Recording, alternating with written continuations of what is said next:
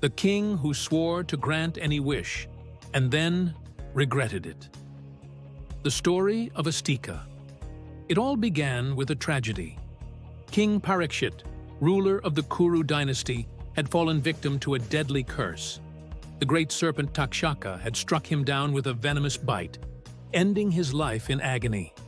His son, King Janamejaya, was consumed with grief and fury. He did not just want revenge against Takshaka. He wanted to exterminate every serpent in existence.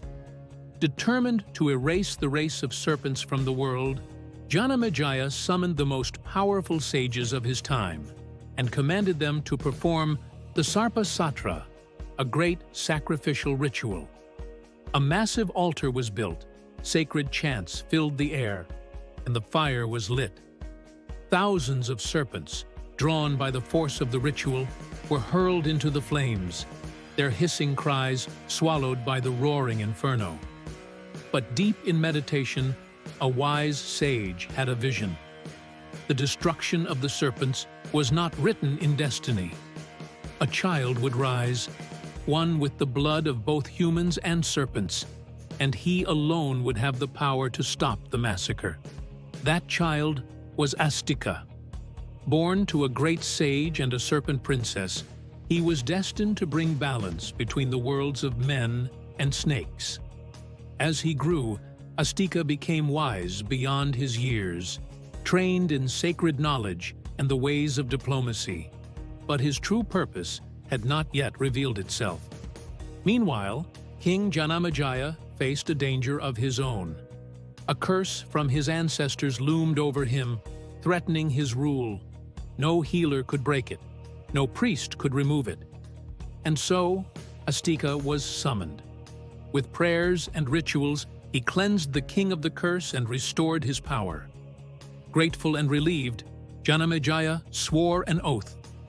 "If you ever need my help, ask for anything, and I shall grant it." But he never imagined what that request would be.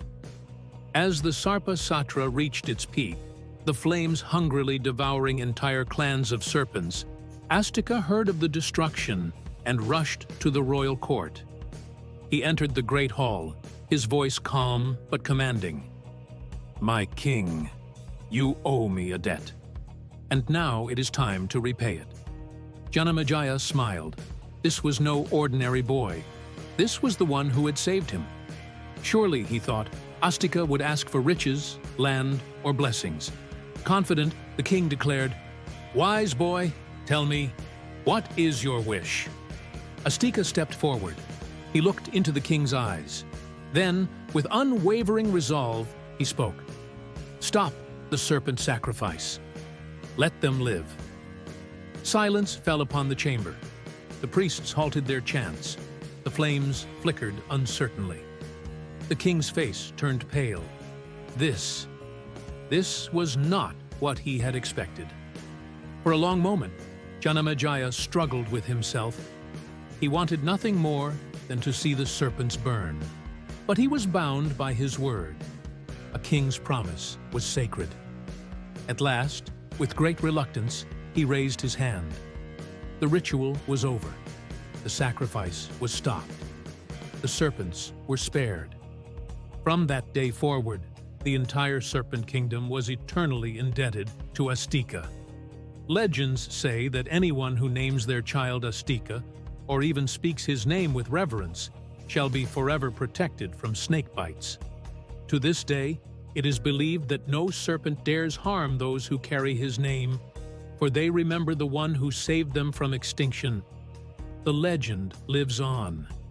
But what would you have done? Would you have kept the king's promise, or let the flames burn?